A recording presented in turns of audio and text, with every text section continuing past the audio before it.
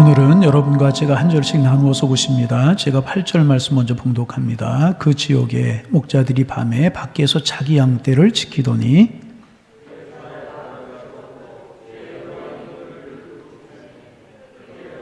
천사가 이르되 무서워하지 말라. 보라, 내가 온 백성에게 미칠 큰 기쁨의 좋은 소식을 너에게 전하노라.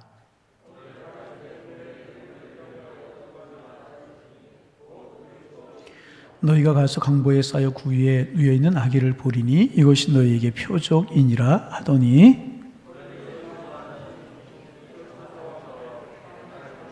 함께 보십니다. 지극히 높은 곳에서는 하나님께 영광이요 땅에서는 하나님이 기뻐하신 사람들 중에 평화로다 하니라. 아멘.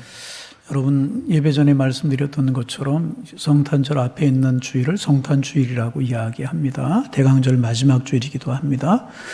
성탄주일을 맞이하신 여러분, 삶의 상황이 어렵고 힘들지만 성탄 안에 주님의 주시는 은총과 평안이 넘쳐나셔서 아무쪼록 행복한 삶을 살아가시는 여러분들이 되시기를 바랍니다. 오늘 좀 부탁을 좀 드리려고 그래요. 예배 인원이 원래부터 적었으면 괜찮은데 예배 인원이 많다가 적으니까 제가 예배 인도하기가 많이 어렵고 그래요. 여러분이 저를 도와주시는 것은 다른 거 없고요. 찬송도 힘있게, 아멘은 능력있게, 능력있게라고 하는 말이 좀 이상한데 설교나 아멘으로 이제 그렇게 모든 예배 순서에 참여하시면 저를 도와주시는 것이고 하나님 앞에 영광이 되고, 가정에서 우리 오늘 예배 드리시는 분이 많이 있으리라 생각이 되는데 가정에서 똑같이 아멘 할 때 아멘하고 일어설 때 일어서고 앉을 때 앉고 핸드폰 좀 이렇게 꺼놓고 하나님 앞에 드려진 예배이기 때문에 그렇게 하면 같은 은혜로 하나님이 함께 하실 줄로 믿습니다. 몇 년 전에 제 아내와 함께 미국에 다녀올 일이 있었어요. 제 아내의 친구 되시는 분이 미국에 사셨는데 몇 년째 좀 미국에 다녀가라고 좀 그러셨는데 못 가고 있다가 여름 휴가를 내서 2주간 다녀온 적이 있었습니다. 디트로이트에 사시는데 미국 자동차 회사의 임원이 남편분이시고 저희들이 갔다고 휴가까지 내셔가지고 아주 극진히 안내를 해주시고 대접해 주시는 모습이 얼마나 고마웠는지 몰라요.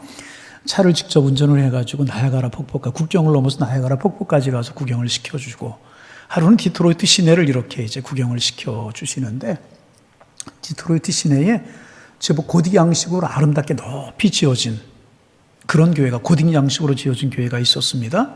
마음속에 그 교회를 한번 들어가고 싶은 마음이 들었어요. 그래 차를 멈추고 문에 갔더니 문이 굳게 잠겨 있었어요. 한참을 두드렸더니 여자분 한 분이 나오시는데 나중에 보았더니 그분이 교회에서 행정을 담당하시는 여자 부목사님이셨습니다. 아주 기쁨으로 교회를 안내를 해주셨어요. 그리고 그분이 마지막에 하시는 말씀이 참 마음이 아팠습니다. 뭐라고 말씀하셨냐, 한동안은 이 지역에서 가장 부흥하고 성장하는 교회였었습니다. 가장 영향력 있는 교회였었습니다. 그런데 이제는 부흥이 멈추고 부흥이 사라져서 작년 수십 명 모이고, 상당히 큰 교회인데 작년 수십 명 정도 모이고 어린아이들은 7명이 모입니다. 그런 이야기를 하시는데 하시는 말씀 중에서 안타까움과 마음의 아픔이 이제 배어 나오시는 것을 느낄 수가 있었습니다. 그리고 성전 앞에 앉아서 잠깐 기도를 하는데 마음에 아픔이 있는 거예요. 눈물이 나는 것입니다. 그러면서 하나님 앞에 이제 그런 기도가 나왔습니다. 하나님, 이 교회가 다시금 부흥케 하여 주옵소서. 하나님 앞에 기쁨이 있게 하시고 세상에 영향력 있는 교회로 설 수 있도록 도와주옵소서. 눈물이 났던 그런 기억이 있습니다. 여러분, 지금 그 교회만이 아니라 한국 교회를 걱정하는 분들이 참 많이 있어요. 한국에서 부흥이 떠나고 있다고 걱정을 하는데 코로나라고 하는 것 때문에 것이 겹쳐서 참 한국교회가 많이 걱정이 되는 것이 사실입니다. 그래 지금은 우리가 무엇보다 이렇다 저렇다 말할 때가 아니라 하나님 앞에 우리가 기도해야 될 때다 생각이 듭니다. 여러분, 이와 같은 때에 다른 교회는 어떻게 하고 남들은 어떻게 하든지 우리는 하나님 앞에 깨어 기도하는 우리와 우리 교회가 되기를 소망합니다. 그런데 우리가 한국교회를 위해서 그렇게 기도하면서 한국교회에 회복시켜 주셨으면 좋겠다는 기도 중에 하나가 있습니다. 그것이 뭐냐면 하나님 한국교회의 기쁨을 회복시켜 주옵소서. 한국교회 성도들에게 영적인 기쁨을 허락하여 주옵소서. 예수 믿는 기쁨, 신앙생활하는 기쁨, 복음을 전하는 기쁨, 예배하는 기쁨을 하나님께서 허락하여 주옵소서. 우리가 기도해야 될 때라고 생각이 됩니다. 부흥하는가 그렇지 못하는가 가름하는 중요한 기준 중에 하나가 뭐냐 하면 기쁨이 있는가 없는가 하는 것입니다. 내 심령이 부흥하는가 그렇지 못하는가는 내 심령이 기쁜가 아닌가를 보면 알 수 있고요. 부흥하는 교회가 부흥이 사라지지 못한 교회인가 그것을 알려면 그 교회에게 기쁨이 있는가 기쁨이 없는가를 보면 알 수가 있는 것입니다. 여러분, 부흥하는 교회는 기쁨이 있고요. 부흥이 사라진 교회는 기쁨이 사라져버리고 마는 것입니다. 우리가 아는 것처럼 70년대, 80년대, 90년대 우리가 신앙생활 할 때 우리 한국교회 성도들에게는 말할 수 없는 기쁨이 있었어요. 경제적으로 보나 환경적으로 보면 지금과 비교할 수 없을 만큼 어려웠지만은 그때는 기쁨이 있었어요. 신앙생활하는 감격이 있었고요. 예배하는 감격이 있었고요. 감격으로 찬송했고 기쁨으로 두 손 들어 하나님을 찬송하고 밤을 새워서 기도하던 기쁨으로 또 기도하고 또 기도해도 부족함이 있었던 그런 때가 우리 있지 않았습니까? 여러분, 우리 그 기쁨 회복해야 할 줄로 믿습니다. 그 기쁨 우리가 회복해야 되는 것입니다. 오늘 우리가 읽은 말씀은 첫 번째 성탄 메시지를 천사들이 목자들에게 전해준 그런 이야기입니다. 너희를 위하여 구주가 나셨으니 이는 온 백성에 미칠 큰 기쁨의 소식을 너희에게 전한다. 큰 기쁨의 소식을 전한다. 그 소식이 뭐냐? 너희를 위해서 구주가 나셨는데 그 구주가 나셨다는 소식은 어떤 것이냐? 온 백성, 온 인류에게 미칠 가장 큰 기쁨의 소식이다. 이것보다 더 큰 소식이 없고 이것보다 더 큰 기쁨이 없는 그런 소식을 너에게 전하겠다. 예수 탄생이, 예수님이 우리에게 큰 기쁨의 좋은 소식이라는 것입니다. 그러므로 예수 믿으면, 신앙생활하면, 성도들끼리 모이면 그곳에는요 반드시 큰 기쁨이 있어야 되는 것입니다. 그러면 여러분에게 묻습니다. 여러분 예수 믿고 나서 여러분 마음속에 기쁨이 생기셨습니까? 성탄절, 나를 위해 구주가 나셨다는 사실 때문에 여러분의 마음속에 그 무엇과도 비교할 수 있는 행복이 있으십니까?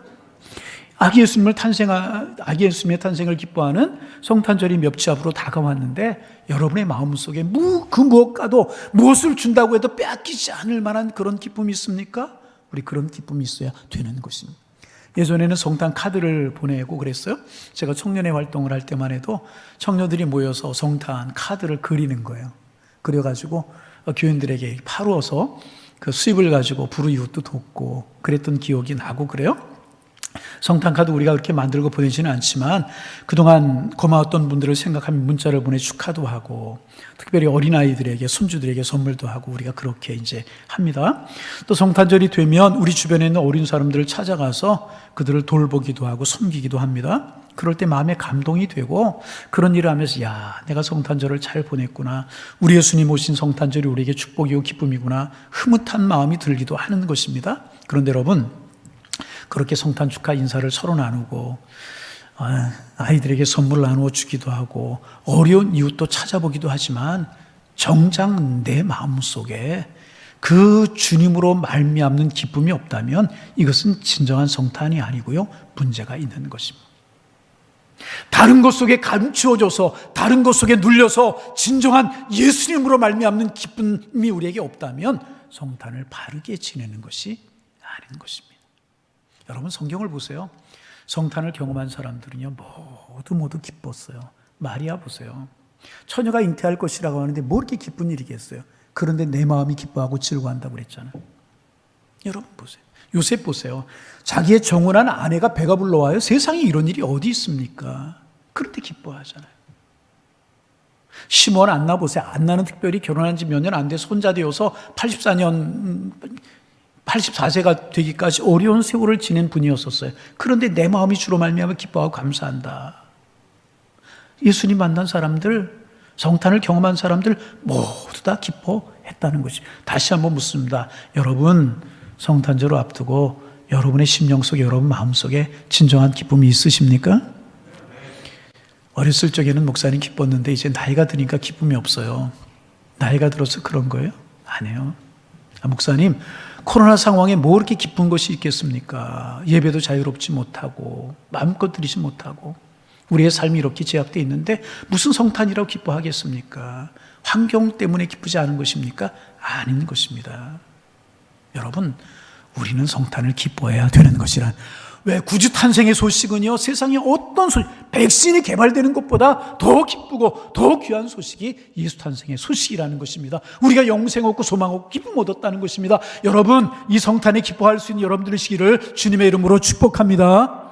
그럼 성탄이 가까웠지만 왜 우리의 마음에 기쁘지 않은가? 두세 가지 정도 이유가 있어요. 첫째는 뭐냐 하면 예수님과 나 사이에 깊은 영적인 교제가 없기 때문에 그래요. 예수님과 우리의 인격적인 만남과 그 인격적인 만남을 통한 기쁜 교제가 없기 때문에 기쁘지 못하는 거예요.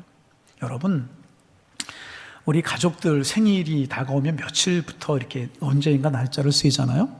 그리고 뭐 남편이나 아내, 부모님이나 자녀들 생일이 되면 축하 파티를 하고 기쁨으로 축하를 합니다. 그렇잖아요. 행복하게 지냅니다. 기쁘게 지내요. 그런데 성탄절이 무엇입니까? 우리 구주 예수님이 탄생하신 날이 성탄절이라는 거예요. 그런데 가족들의 생일을 맞이하여서 기쁜 것처럼 여러분의 마음속에 그런 기쁨이 있습니까? 그렇다면 물어봅니다. 뻔한 답이지만 여러분 대답해 보세요. 성탄절이 중요합니까? 가족들의 생일이 중요합니까? 대답해 보세요. 어느 게 중요해요? 다 중요하죠. 다 중요하죠. 그러나 굳이 어느 것이 중요하다고 말을 하라고 하면 성탄절이 훨씬 중요하죠. 그러나 성탄절이 훨씬 중요하지만 현실적으로는 가족들의 생일이 중요합니다. 왜 그런지 아십니까? 이유가 하나요. 가족들은 같이 살아요. 교제해요. 인격적인 나눔이 있어요. 섬김이 있어요. 그런데 예수님은 같이 살지 않아요. 인격적인 나눔이 없고 섬김이 없어요. 그러게 관계가 없는 것입니다. 관계가 없으면 그 사람으로 인한 기쁨이 나에게 없는 것입니다. 그래서 예수님과 함께 살지 않는 사람, 예수님과 인격적인 교제가 없기 때문에 나이가 들어서도 아니고 환경 때문도 아니고요. 내가 예수님과 인격적인 교제를 나누면서 그 자녀들이 부모에게 기쁨을 주는 것처럼 부모가 자녀에게 기쁨을 주는 것처럼 주님이 우리에게 주시는 기쁨이 있어야 되는데 인격적인 교제를 깊이 나누지 못하기에 성탄이 우리에게 행복하지 못하는 것이란. 여러분 기억하셔야 돼요. 성탄절은 예배나 행사가 아니고요. 성탄절은 예수님과 함께하는 날이라는 거예요. 예수님과 함께하기에 예배도 드리고 경배도 드리고 예물도 드리고 그렇게 하는 것이라는 거예요. 그래서 예수님과 내 사이가 얼마나 가까운가 성탄을 지내보면 알 수 있다는 것입니다. 우리가 주님과 인격적인 깊은 교제를 나누게 될 때 우리의 삶의 인이 완전히 변화되고요. 그 주님으로 인해서 감사하고 기뻐할 수 있고요. 은혜로 살아갈 수 있는 것입니다. 있고 없고의 문제가 아니고 환경이 어떠냐의 문제고 나이가 들었냐 안 들었냐의 문제가 아니고 주님과 인격적인 깊은 교제를 나누며 살아갈 때 우리는 그 주님 때문에 기뻐하고 주님 고맙습니다. 주님 감사합니다. 그런 고백을 할 수 있다는 것입니다. 그런데 여러분 중요한 사실 우리가 여기서 한 가지 알아야 될 것이 있어요. 여러분 한번 대답해 보시기를 바랍니다. 여러분 정말 예수님이 인격적으로 여러분의 인생에 만나셨습니까? 갑자기 아멘이 반으로 확 줄어들었어요. 다시 한번 여러분 정말 예수님 인격적으로 만나셨고 예수님과 교제 나누고 살아가십니까? 아멘 하라 오니까 또 커지는 것 같아요. 이게 어찌 된 건지 어떤 게 진짜인지 모르겠어요. 예수님 인격적으로 만나셨까 물으면 자신이 없어 하는 분이 있어요. 아직 그런 체험이 없다 그렇게 말하시는 분이 계세요. 나 교회 다닌 지 오래됐지만 저는 예수님을 인격적으로 만난 적이 없습니다. 예수님과 인격적으로 교제하는 일 자신이 없습니다. 이렇게 말하는 분들이 많이 계십니다. 아주 많이 계세요. 그런데 여러분 결론부터 말씀드리면 그렇지 않다는 것입니다. 왜인 줄 아십니까? 우리가 예수님을 믿는다라고 하는 것은요, 이미 인격적인 교제가 주님과 인격적인 교제를 맺고 있다는 거예요. 영접하는 자, 곧 그 이름을 믿는 자들에게는 하나님의 자녀가 되는 권세를 주셨다. 고린도전서 12장 3절이죠. 정령으로 말미암지 않고 그리스도를 주라 신할 수 있다 없다. 그러니까 우리가 예수 그리스도를 믿는다고 하는 것 자체는 무엇인가? 우리의 마음속에 예수님이 계시고요, 하나님이 계시다는 거예요. 인격적인 교제가 이루어지고 있다는 거예요. 갈라디아서 4장이잖아요.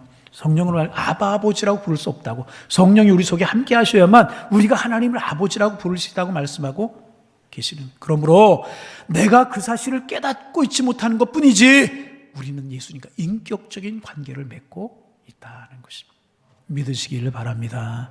주님 안에 행복한 삶을 살아가시기를 바랍니다. 그런데 오늘 보면은요, 예수님께서 그 놀라운 소식을 전하시는데 왕이나 귀족들이나 학자들이나 이런 사람들에게 전하지 않고요, 목자들에게 전해 주었다는 거예요. 여러분 상식적으로 생각하면 세상에서 이것보다 더 큰 기쁨의 소식이 없는 소식을 전하면서 그런 지체 높은 사람들을 통하여 전하게 하는 것이 맞는 것 아니었겠습니까? 그런데 예수님께서 왜 목자들에게 전하셨는가 그 말이에요.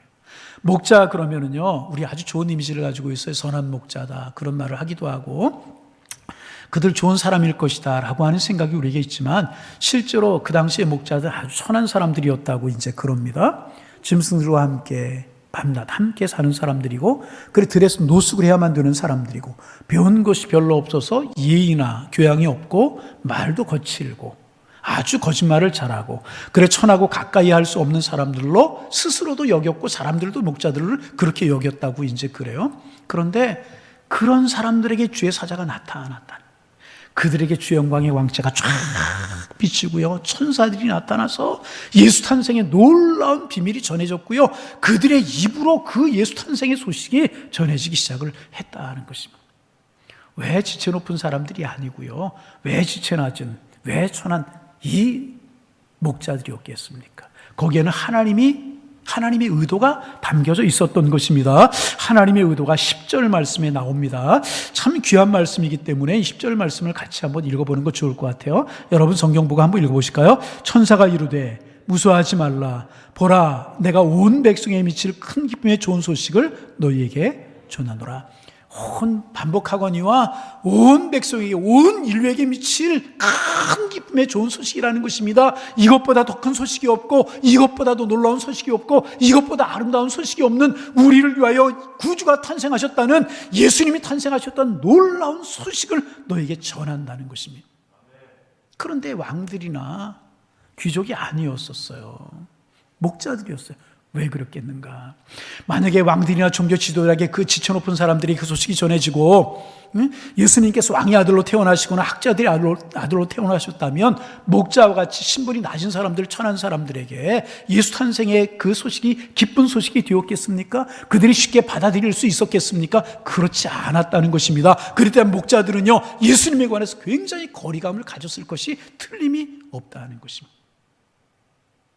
하나님은 차별해서 보시는 분이 아니라는 거예요. 누구는 지체가 낮고 누구는 지체가 낮고, 누구는 교양이 많고 누구는 교양이 적고, 누구는 천하고 누구는 막대 먹었구나. 하나님의 눈에는 그런 구분이 없다. 우리 자꾸 사람 구분하려고 할 때가 있어. 이 사람은 저런 사람, 이 사람은 저런 사람. 이거는 아니에요. 하나님은 전혀 그렇지 않다. 여러분 한 가지 또 이야기해 보실까요? 예수님 탄생하셨는데 왜 하필이면 베들레헴이었습니까? 유대 나라에 얼마나 큰 고을이 많았겠습니까? 하필이면 왜 베들레헴이었겠습니까? 미가 선자의 예언에 따르면요, 베들레헴은 아주 작고 가난한 마을이었기 때문에 예수님께서 베들레헴에 탄생하셨습니다. 그 작고 가난한 베들레헴 중에서도요, 낮고 천한 말구에 우리 주님이 탄생하셨다는 것입니다. 여기에 성탄의 메시지가 있다는 거예요. 이 기쁜, 우리를 위하여 구주가 탄생하시는데, 이 소식은 지체 높은 사람에게만 아니고, 많이 배운 사람에게만 아니고, 많이 가진 사람에게 아니고, 모든 사람에게, 이 목자와 같은 사람들, 가장 천한 사람들에게도 지체와 높고 낮고 가지고 못 가진 것을 상관하지 않고, 이 모든 사람이 미칠 큰 기쁨의 좋은 소식이라고 하는 사실을 우리 예수님께서 전하시기를 원하셨다는 것입니다. 우리 같은 사람들에게도 구주 예수 탄생의 비밀이 전해지시기를 원하셨다는 것입니다. 여러분, 때때로 우리는요, 주님이 나와 함께 하는 것 같아, 이렇게 말하기도 하고, 아니면 주님 나와 함께 안 하는 것 같아, 주님 나에게서 떠나는 것 같아, 그리고 오늘 또 주님 나와 함께 하시는 것 같아, 이렇게 말할 때가 있어. 이거 잘못된 말입니다. 이거 틀린 말입니다. 이런 것은 여러분 느낌입니다. 감정입니다. 여러분, 세상에 내 감정보다 불완전한 것이 어디에 있습니까? 그래서 우리는 이 감정에 속을 때가 참 많이 있습니다. 주님이 우리와 함께 하시겠다고 하신 것은요, 느낌으로 하는 것이 아니라는 거예요. 주님 우리 함께 하시겠다라고 하는 사실은요, 느낌으로 우리가 알아서는 안 되고요, 하나님의 약속으로 믿어야 되는 것입니다. 우리 예수님 뭐라고 말씀하셨어요? 하나님의 세상을 이처럼 사랑하사 독생자를 주셨으니 이는 저를 믿는 자마다 멸망치 않고 영생을 얻게 하려 하심이라. 그렇게 말씀하셨죠. 예수님을 우리가 믿을 때 분명히 주님은 우리 안에 임하시고요, 우리와 함께 하시겠다고, 임마누엘로 함께 하시겠다고 약속을 하셨습니다. 우리는 그 약속의 말씀을 믿어야 되는 것입니다. 그래서 여러분, 다시 한번 여러분에게 묻습니다. 여러분, 지금 이 시간 가정에서도 예배를 드리는 여러분, 지금 이 시간 예수님이 여러분의 구주로 믿어지십니까? 그리고 입술로 고백되십니까? 그분이 십자가에 달려 죽으심으로, 피 흘려 죽으심으로 나의 죄를 사하셨고 나를 지옥에서 이끌어내셔서 천국 백성 삼으셨다는 사실이 믿어지십니까? 그렇다면 여러분 믿으세요. 여러분의 마음속에 주님이 계시는 거예요. 주님이 계시는 거예요. 아버지라고 부를 수 없다고, 성령님이 아니면 할 수 없다고 말씀하셨잖아요. 또 한 가지 여러분 하나님을 아버지라고 부르고 기도하십니까? 그러면 여러분 안에 주님이 계시는 거예요. 여러분 안에 주님이 오셨기 때문에 여러분을 하나님을 여러분이 아버지라고 부를 수 있게 되었다는. 만약 여러분이 누구를 미워하는 마음이 생겨요, 싫어하는 마음이 생겨요, 그런 마음속에서 계속해서 감정이 일어나는 거예요. 용서해라, 사랑해라. 그런 마음이 여러분 마음속에 드십니까? 그럼 믿으세요. 여러분 마음속에 하나님이 계시기 때문에 그런 마음이 드는 거예요. 제 이야기가 아니고 요한일서 3장에서 그렇게 말씀하고 계십니다. 여러분이 혹 하나님의 뜻대로 살지 못해요.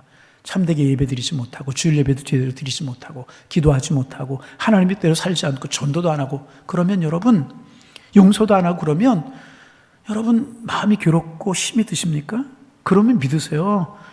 여러분의 마음속에 성령님이 계셔서 그런 마음이 괴로운 마음을 주시는 것이라고 에베소 4장 30절에 말씀하고 있다는 것입니다.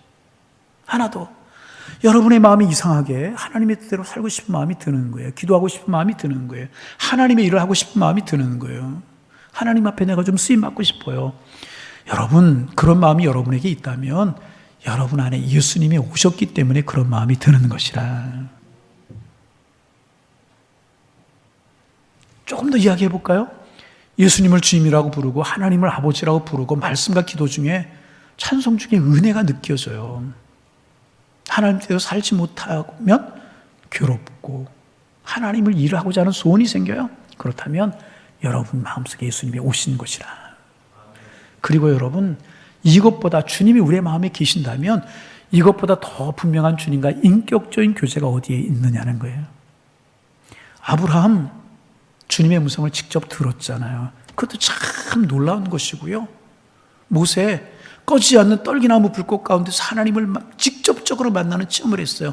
사도 바울 감옥에서 옥문이 열리고 매인 것이 벗어지고 착고가 풀어지는 놀라운 경험을 했어요. 참 놀라운 것이 사실입니다. 그러나 하나님이 지금은 성령을 통하여서 우리 안에 오셔서 우리 함께 하신다는 이 사실, 얼마나 놀랍고 귀한 것입니까? 그 하나님이 성령을 통해 우리 안에 오셨어요. 이것보다 더 인격적인 관계가 어디에 있습니까?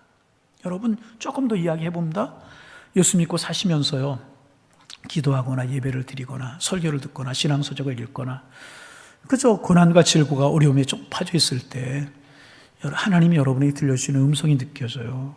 어떨 때 책망하시는 음성으로, 반성하는 음성으로, 어떨 때는 위로하는 음성으로, 어떨 때는 기뻐하게 하는 음성으로 여러분을 권면하시는 권면을 한 번쯤은 여러분이 경험해 보셨을 것입니다. 구체적으로 말씀드린 이런 거예요. 너 그렇게 살면 안 되잖아. 너 이렇게 하면 안 되잖아. 너 기도 좀 해. 너 오늘 교회 가야지. 예배 드려야지. 이렇게 살아야지. 이런 마음이 여러분들에게 있으셨을 거예요. 틀림없이 여러분의 삶 가운데 있으셨을 것이라는 것입니다.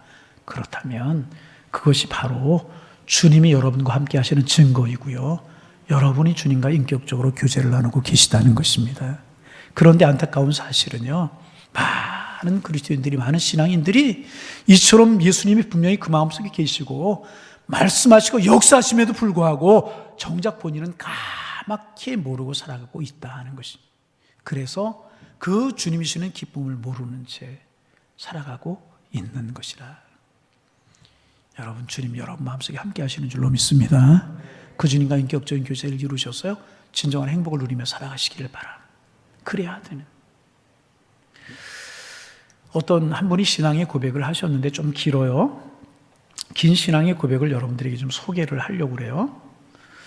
그분의 고백이 이렇게 시작됩니다. 친한 집사님 한 분이 목사님 설교를 들으라고 권해서 출퇴근 시간에 목사님 설교를 들었다.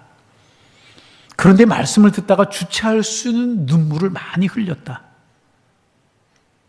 출근 시간이 아니라면 당장이라도 기도원에 올라가서 실컷 울면서 기도하고 싶었던 적이 여러 번 있었다. 몇 년 동안 안 나가던 금요 기도에 다시 참석하게 되었고 방언 기도를 하게 되었다. 그동안은 보통 직장인들과 같이 불타는 금요일을 세상 사는 낙으로 살았다. 그런데 지금은 성령이 불타는 금요일로 살아가고 있다. 이럴 때는 좀 아멘을 하시는 게 좋은데, 내 아내와 한 결혼 약속이 죽을 때까지 교회 나가겠다고 하는 것이었기 때문에 주일 성수를 했지만은 모두가 사람들한테 보이려고 한 것이었지 진정으로 하나님이 기뻐하시고 원하시는 것이라고 하는 것은 한 번도 생각해 본 적이 없다. 그런데 은혜 받고서 즐겨하던 술, 담배를 끊었고 맥주 한두 잔 마시던 것도 딱 끊게 되었다. 4시간의 출퇴근 시간 방송으로 설교를 들으며 하나님의 말씀을 듣고 성경을 보고 나만의 예배 시간으로 바뀌어졌다. 내 안에 거하라고 하시는 예수님의 말씀의 뜻을 그동안 전혀 몰랐다. 주님께 모든 걸 맡기고 인도하는 대로 순종하고 24시간 주님만 바라보자. 그동안 그렇게 수많은 말씀을 들었지만 왜 이것을 진정으로 몰랐을까? 주님이 부르실 그날까지 주님 안에 사는 삶이 바로 이런 것이구나. 좁은 길과 넓은 길, 그렇게 말씀을 하셨는데도 전혀 몰랐던 지난 시절들, 참 어리석고 미련한 나였다. 아는 분의 부친상 조문을 갔을 때 갑자기 만약 내가 오늘 죽는다면 나는 천국에 갈 수 있을까 하는 생각이 들었다. 11조 봉사, 주일 성수 지금까지 했지만 천국 가겠지. 그런데 아니었다. 하나님 앞에 섰다고 생각하니 그동안 마음속으로 지은 죄가 얼마나 많은지 헤아릴 수가 없었다. 그동안 사람을 듣고 욕하고 싸우고 은밀한 죄를 짓고 소리 지르고 음란 동영상을 보고 수없이 많은 죄와 불순종이 다 보이는 것이었다. 죽어서 하나님 앞에 가서는 죄가 다 드러난다는 말이 믿어지기 시작을 했다. 이제 컴퓨터 안에 있는 음란 동영상을 싹 지웠다. 주님이 내 안에 계시다고 생각하니 부끄러웠다. 스마트폰에 있는 게임도 싹 지우고 밤늦게 TV 시청을 안 하게 되었다. 여태껏 하나님이 싫어하는 것만 하면서 이 정도쯤은 누리고 살아야지 하는 마음이 있었던 것이 사실이다. 처음 가정 예배를 드리기 시작했다. 자기 전에 기도하고 성경 읽고 신앙 서적을 읽기 시작했다. 하나님 저를 많이 사랑하셔서 고난도 주시고 가난도 주시고 아픔도 주신다는 것을 알게 되었다. 그리고 주님의 음성이 들리기 시작했다. 내가 너를 살리려고 너한테 지금의 아내를 보낸단다 라고 아주 큰 소리가 마음속에서 울렸다. 힘들지 않은 주님의 음성을 듣는 순간 얼마나 울었는지 모른다. 주님이 4시간 저를 지켜주시는데 저는 참을 수 있습니다 라고 말씀을 드렸다. 여기까지입니다. 여러분, 이분의 신앙의 고백을 들으시면서 어떤 생각을 하셨습니까? 이분이 마음속에 진정한 성탄을 경험한 것입니다. 인격적으로 주님을 만나기 시작한 것이, 진정한 성탄의 축복이 에게 이루어져서 그의 삶이 완전히 바뀌고 기쁨의 삶으로 바뀌기 시작을 했다는 것입니다. 그런데 여러분, 이분이 쭉 하시는 이야기, 신앙의 고백들, 우리에게 그렇게 낯선 이야기가 아니지 않습니까? 여러분, 이분에게 주님이 계속 역사하셨잖아요. 인격적으로 역사하셨잖아요. 우리에게도 주님이 그렇게 역사하신다는 거예요. 이 사실을 믿으면 이분처럼 우리는 기쁨을 회복할 수 있게 될 것이다. 할렐루야. 그래서 여러분, 성탄을 맞으면서 우리가 점검해야 될 것이 있습니다. 정말 주님과, 내 안에 계시는 주님과 정말 친밀하고 인격적인 관계를 맺으며 살아가고 있는 것인가. 성탄절은 여러분 기념일이 아니에요. 기념일이 아닌, 어떤 위인의 기념일처럼 기념일로 지키는 절기가 아니라는 것입니다. 정말 나의 생명이 되시고 나의 왕이신 그 예수님께서 나의 구주로 오신 날이기 때문에 그 주님으로 인하여 행복해하고 그 주님으로 인하여서 기뻐하는 그런 날이라는 것입니다. 그러기에 여러분, 성탄이 기쁘지 않다면 우리의 신앙과 믿음을 다시 한번 점검해 보아야 될 것이라. 두 번째, 우리가 생각해 보아야 될 것이 있어요. 예수님께서 왜 짐승들을 키우시던 마구간에 태어나셨는가 하는 것입니다. 왜 짐승들을 키우신 마구간에 태어나셨어요? 당시 베들레헴에 빈방이 없었기 때문입니다. 황제가 호적하라 명을 내렸어요. 호적지는 본적지에 가서 해야 되는 것 아니었겠습니까? 그러기에 요셉이 다윗의 후손이었기 때문에 베들레헴으로 간 것입니다. 그런데 호주카로 전국에서 많이 사람들이 모여드는 바람에 마리아가 출산할 방을 마련할 수가 없었습니다. 그런데 여러분, 지금 우리들의 마음이 이와 같지는 않느냐 하는 것입니다. 여러분, 지난 한 주간을 살면서 얼마나 예수님 생각하시며 사셨습니까? 바쁘고 분주한 나머지 예수님 잊고 살진 아니하셨습니까? 먹고 사는 일, 사람 만나는 일, 취미생활하는 일, 우선순위가 다른 것에 있기 때문에 정신없이 살다 보니 예수님 생각도 못하고 예수님이 우리의 마음속에 계시는데도 전혀 느끼지 못하고 그렇게 살았다면 우리의 마음속에 다른 많은 것들로 가득 채워져서 주님이 들어올 자리가 없으신 것입니다. 베들레헴에 빈방이 없었던 것처럼, 그래서 예수님 말구유로 쫓겨나실 수밖에 없었던 것처럼 우리의 마음속에서 예수님 말구유로 쫓겨나 버리시고 만 것이라는 것입니다. 그래서 우리의 마음속에 행복이 없는 것이라는 것입니다. 주님이 여러분 분명히 약속하셨습니다. 주님 탄생은요, 온 백성에게 미칠 큰 기쁨의 소식, 좋은 소식이라고 말씀하셨어요. 누구는 기쁨의 소식이 되고 누구는 슬픔의 소식이 되는 것이 아니고요, 모든 사람이 누릴 기쁨의 소식이라고 말씀하셨습니다. 그렇습니다. 예수님과 함께하면, 예수님 만나면, 인격적인 교제하면, 예수님 깊이 생각하고 살아가면, 주님과의 관계가 바르게 이루어지면 우리의 삶 전체에 기쁨이 넘치게 되게 되는 것이라는 것. 이번 성탄절에 이런 기쁨이 여러분에게 넘쳐나기를 소망합니다. 어느 아이가 중학교에 다닐 때까지 싸움질이나 하고 아주 못되게 어머니의 말씀에 반응하고 학교 생활도 제대로 안 하고 방황하며 깡패 살던 아이가 하나가 있었습니다. 그러니 그 부모님들의 마음이 얼마나 속이 상해 있겠어요. 그러던 어느 날 친척분의 한 분이 기도 참 많이 하시는 분이 계셨는데 그 집에 오셨어요. 가족들을 위해서 쭉 기도를 해주시는 거예요. 어른들 기도하시고. 그런 다음에 이 아이가 어떻게 그 자리에 참석하게 되었는데 아이를 위해서 기도해 주시는 거예요. 기도하시다가 뭐라고 기도하시냐면, 하나님께서 너를 사랑하신단다. 뭐라고요? 하나님 너를 사랑하신단다 라고 하는 말씀을 해 주셨어요. 그리고요, 하나님 너를 사랑하신단다라고 하는 이 말을 들은 이 아이는요, 충격을 받았어요. 하나님 나를 사랑해? 나를 사랑해? 그 길로 교회로 달려가서 아무도 없는 예배당으로 들어갔어요. 맨 앞자리에 나가서 울면서 하나님 앞에 물었어요. 주님, 정말로 저를 사랑하십니까? 아니, 하나님, 정말 저를 아십니까? 저를 아시고 저를 사랑하신다는 사실이 사실입니까?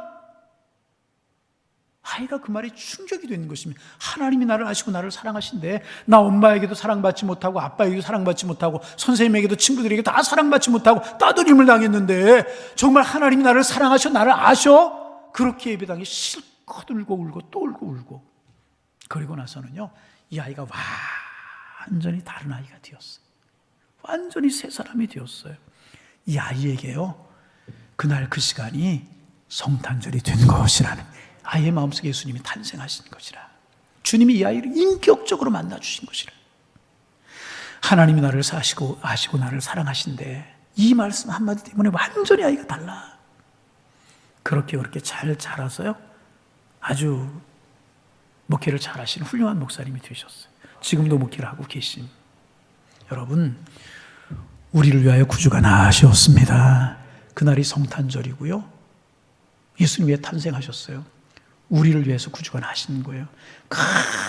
큰 기쁨의 소식이, 이것보다 더 큰 소식이 없는 큰 기쁨의 소식이 성탄의 소식인 것입니다. 그러게 여러분, 하나님을 인격적으로 만나지 못한 분 계십니까? 이번 성탄절에 하나님 인격적으로 만날 수 있도록 하나님 인도해 주옵소서. 인격적으로 만났지만 세상 일로 바쁘고 분주하고 우선순위가 다른 것이기 때문에 기쁨을 잃어버린 채 그렇게 살아오지는 아니하셨습니까? 하나님 우선순위가 주님이 되게 하시고, 예수님 배들 말구유로 쫓아내보낸 그런 인생이 아니라 예수님 내 인생의 주인공으로 모시게 하셔서 성탄만이 아니라 내 인생의 모든 것 축복이요 기쁨이 되게 하여 주옵소서. 그 주님과 평생 교제를 이루며 살게 하셔서 주님이 주시기를 원하셨던 행복, 큰 기쁨 그 누리며 살게 하셔서 우리 인생이 주님 안에 아름다운 인생이 되게 하옵소서. 이번 성탄에 기도하시기를 바랍니다. 그리고 성탄의 축복을 마음껏 누리며 살아가시는 우리 양인의 권속들이 다 되실 수 있기를 주님의 이름으로 축원합니다. 기도하겠습니다. 하나님, 주님 인격적으로 만나지 못한 분들 이번 성탄에 주님을 인격적으로 만나게 하여 주옵소서. 주님 인격적으로 만났지만 세상 일에 분주하여서 주님 우선순위 1번이 되지 못하기에 주님 주시는 행복과 기쁨 다 잊어버리며 지친 모습으로 이제까지 살지 않았습니까? 세상 분주함들 이제 내려놓고 주님 마음의 중심으로 모시게 하셔서 주님 말구유로 내몰지 않게 하시고 내 마음의 중심에 모시게 하셔서 진정한 행복과 기쁨을 누리며 살아가는 저희들 되게 도와주옵소서. 그 주님 우리의 인생에 모시고 살아감으로 우리의 인생이 복이 되며 기쁨이 되고 행복이 될 수 있도록 인도하여 주셔서 성탄이 우리에게 축복이 될 뿐만 아니라 주님과 함께하는 우리의 인생이 아름다운 축복이 되게 하여 주옵소서. 예수님의 이름으로 기도하옵나이다. 아멘.